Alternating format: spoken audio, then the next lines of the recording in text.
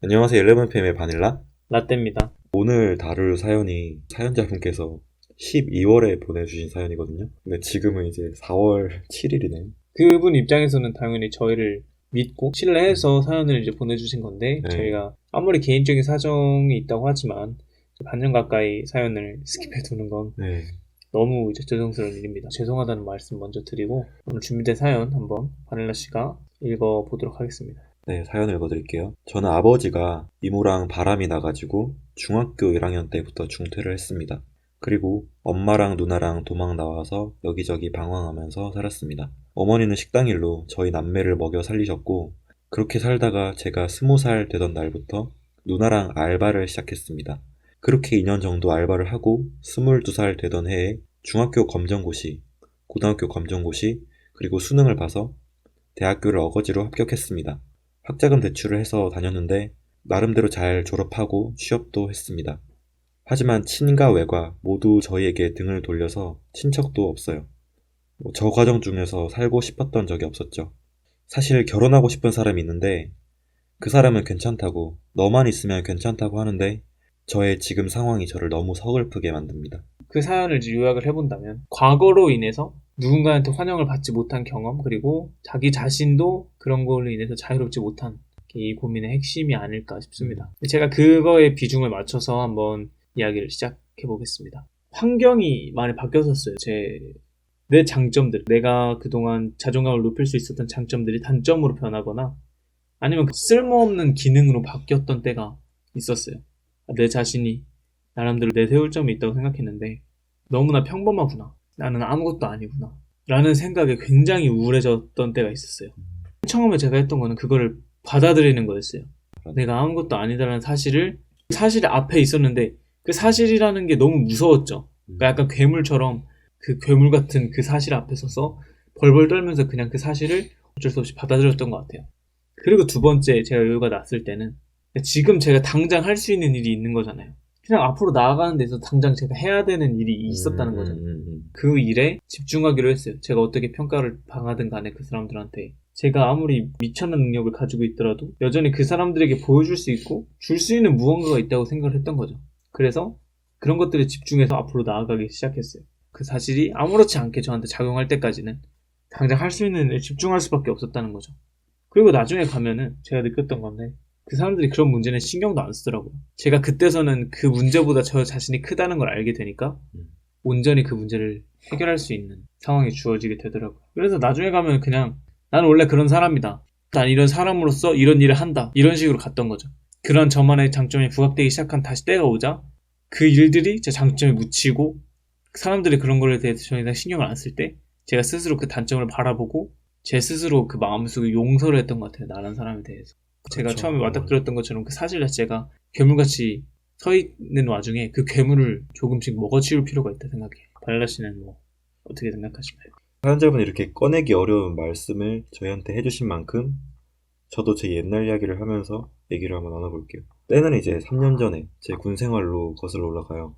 일병 3호봉? 네, 상황 3호봉 정도 되죠. 그 즈음에 제가 다리를 훈련을 받다가 발목 인대가 다 끊어지는 바람에 수술을 꼭 했어야 되는 상황이었는데 바로 이제 군병원으로 실려가고 수술을 받았어요. 그리고 이제 바로 퇴원을 하지 못하고 여러 가지 재활 훈련이나 치료를 받아야 했었기 때문에 군병원에서의 6개월간의 시간을 또 보냈어요. 다시 이제 부대로 돌아갔는데 딱 느껴지는 그 공기부터가 뭔가 낯설다는 게 느껴지더라고요.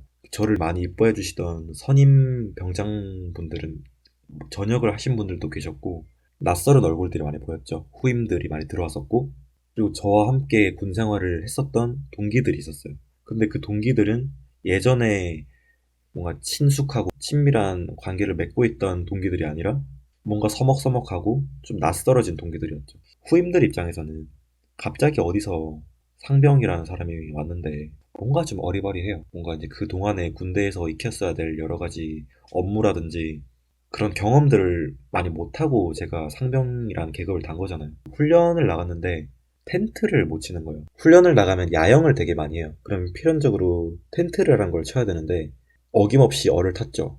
어떻게 해야 되나 그런 거 있잖아요. 노골적으로 후임들이 약간 무시하는 듯한 눈빛을 보내는 거. 제가 막대기를 들고 어떻게 해야 될지 모르고 있으니까 옆에 선임이 와가지고 이러는 거. 그거를 딱 낚아채면서 제가 하겠습니다 하면서 눈물 위아래를 잘못 까는 거 있잖아요. 이렇게 위아래로. 진짜 너무 기분이 좋진 않았어요. 내가 계속 이렇게 가다가는 정신병에 걸릴 것 같다는 거죠. 어떻게 해야 되나 방법을 막 생각을 하다가 제 계급에서 받아야 될 대우나 그런 것들을 다 내려놓기 시작했어요.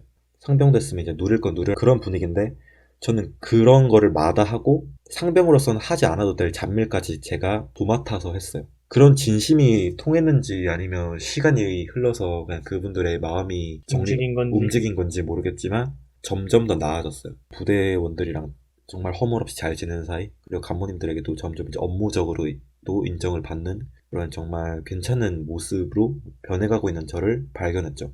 이제 여기서부터 이제 얘기가 시작되는 건데, 불과 몇 달 전만 해도 저는 부대에서의 부적응자였다는 거죠. 후임들한테 무시를 당하고 간부들한테도 일 못한다는 핀잔을 많이 받고 그런 사람이었는데, 지금은 내가 그런 사람이 아니라는 거죠. 근데 그 불과 몇 달 전에 내가 그랬던 사람이라는 그 잔상이 계속 남아있어가지고 그게 저를 너무 괴롭히는 거예요. 난 왜 과거에서 벗어나지를 못하고 있는 걸까? 그런 생각을 되게 많이 했어요. 근데 곰곰이 생각을 해보니까 제가 왜 과거에서 그렇게 못 벗어나고 있었나, 그 이유가 컸던 것 같아요. 예전의 나라는 그 이미지가 제 머릿속에 강력하게 각인이 돼 있었고 그 잔상이 계속 저를 괴롭혔던 거고, 또 두 번째 이유는 갑자기 그렇게 밝은 모습을 하거나 예전과는 다른 모습을 하면 주변 사람들이 갑자기 밝은 척하고 갑자기 왜 오버하냐 이런 식으로 생각할까봐 그것도 내심 약간 두려웠던 것 같아요. 근데 그 순간만큼은 다른 사람들의 시선보다는 나에 좀 더 집중을 할 필요가 있다는 생각이 들었어요. 중요한 거는 내가 나를 어떻게 생각하느냐가 좀 컸다는 거죠.